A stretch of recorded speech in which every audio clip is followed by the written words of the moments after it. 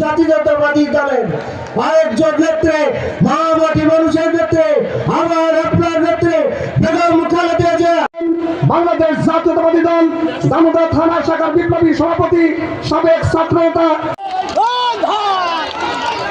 আমার ভাইরাম, আমি বলতে চাই, এমন আমি শেষ করব, আপনারা যারা আজকে বিশাল সমাবেশ আহ্বান করছি,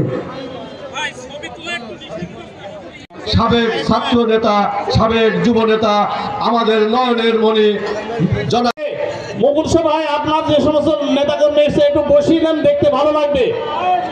জীবননগর দামোদর সহ গোটা জেলাকে আমাদের বিছানো আছে চট, তাছাড়া বনের ওপরও বসা যাবে। দয়া করে আপনাদের অনুরোধ করছি, আপনারা বসে যান।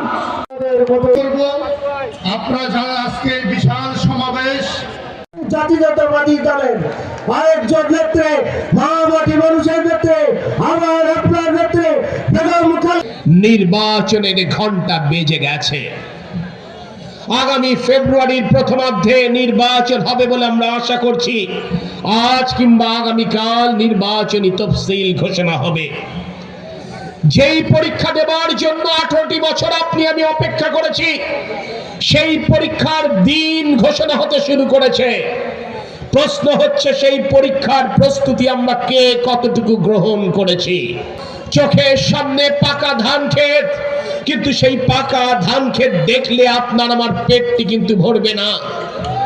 ধান কেটে মাড়াই করে গোলায় নিয়ে এসে তারপরে ভাত রান্না করে খেলেই কিন্তু পেটটা ভরবে। তাই বাংলাদেশের জনগণের কাছে এই দামোদর জীবননগর দর্শনার ঘরে ঘরে আগামীতে বাংলাদেশ জাতীয়তাবাদী দল এবং আমাদের প্রিয় নেতা তারেক রহমানের কর্ম পরিকল্পনা পৌঁছে দিতে হবে। পারলে দেশের মানুষ কি কি সুযোগ সুবিধা পাবে সেটার কথা উনি শুনেছেন, উনি বলেছেন, আপনারা শুনেছেন।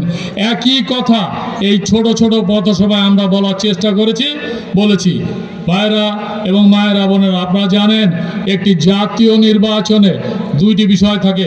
একটা হচ্ছে জাতীয় সমস্যা এবং সেই সমস্যার আলোকে জাতীয় উন্নয়নের পরিকল্পনা।